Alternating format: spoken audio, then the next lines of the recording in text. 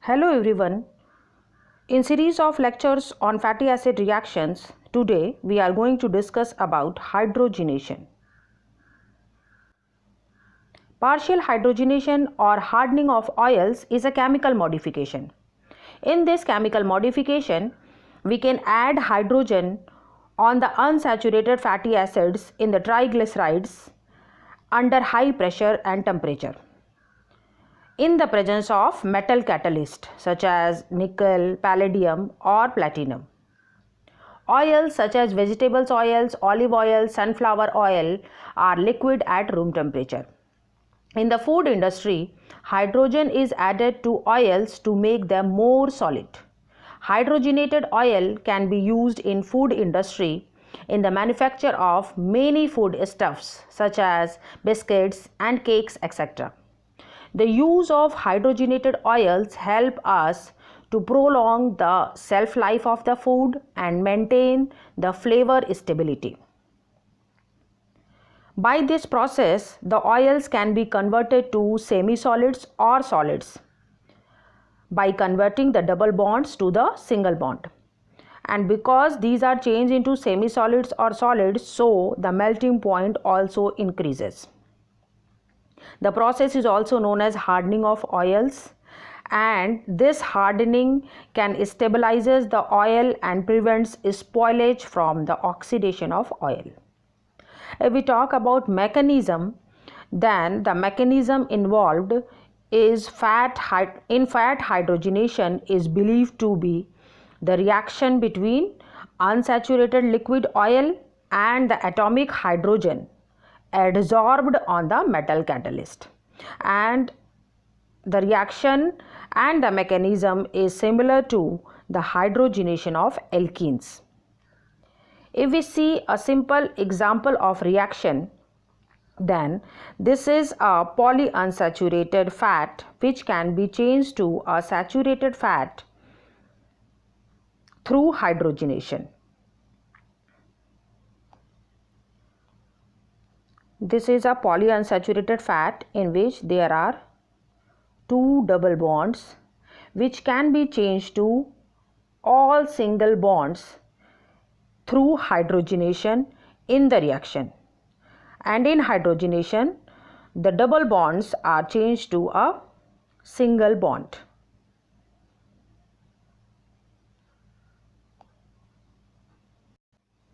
Now coming to the purpose of hydrogenation. The first and important purpose is to convert a liquid oil into a solid fat. The conversion of liquid oil into a solid fat can make it spreadable. The second purpose is to change the consistency of a fat. We can change the consistency of fat by changing the cis form of the fat to the trans form of the fat. We can discuss trans fat later in the lecture. The third purpose is to stabilize an oil or a fat. The hydrogenation can increase the stability of oils and fats. And the last and important purpose is to broaden the availability of edible oils and fats. So these are the four important purposes for which we can do the hydrogenation process. Now coming to the example through a triglyceride. Let's take an example of oleic acid.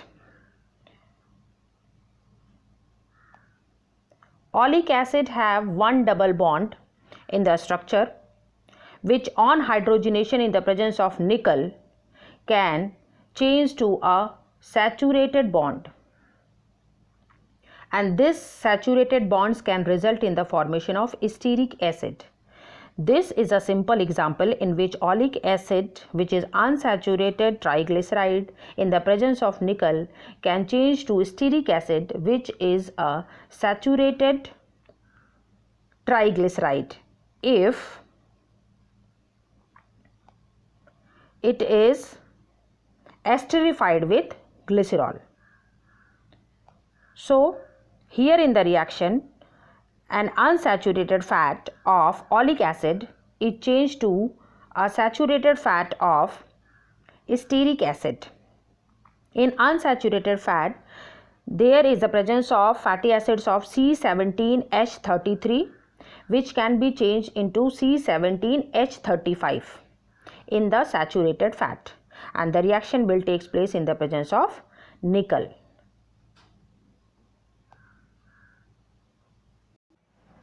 Now coming to the trans fat. The hydrogenation process also generates trans fatty acids, which is also known as TFA, as a side product. The trans fatty acids are unsaturated fatty acids that have at least one double bond in the trans configuration. It is important to note that trans fatty acids have at least one double bonds in the trans configuration. So if we see this example here, this is a cis bond where both of the hydrogens are present in the same side, and this is the trans double bond in which both the hydrogens are on the opposite side. So this is the difference between cis and trans double bonds in the fatty acids.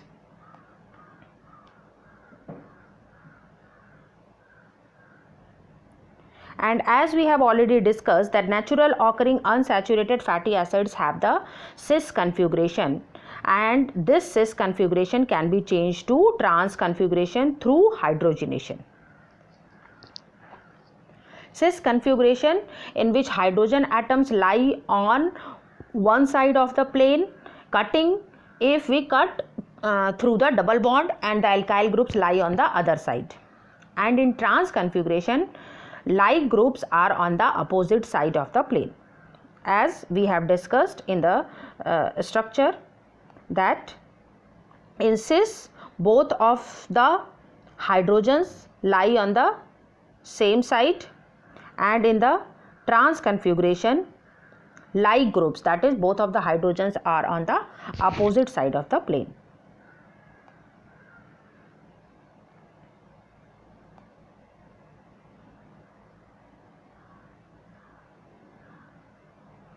Trans fats are found in margarine, baked goods such as donuts and pastry, deep fried foods like fried chicken and French fried potatoes, snack chips, cheese, and confectionery fats. Why I am naming these food items? Because trans fats are also harmful for us. We will discuss in the side effects. Now coming to the application. The first and important application is in the manufacture of margarine from animal or vegetable fats or oils. I am repeating these terms margarine again and again. So what is a margarine? Margarine is a product designed to duplicate the flavor and texture of butter. Most of the fats, even after refining, have characteristic flavors and odors.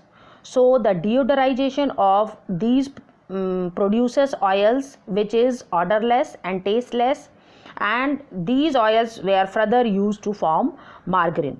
As I have told, margarine is basically a substitute to butter fat that can replace butter and shortening in spreads, candies, baked foods and other products. The second important application is the process is used to prepare vanaspati ghee like dalda, rath, gagan, etc. If we talk about dalda, it was the first brand of vanaspati in India, manufactured by Hindustan Unilever Limited and marketed as vanaspati ghee. And the other important applications are that it results in resistance to oxidation and flavor deterioration. As I have said that most of the oils have a characteristic flavor and odors which can be deodorized. Further, it can be used for preparation of margarine.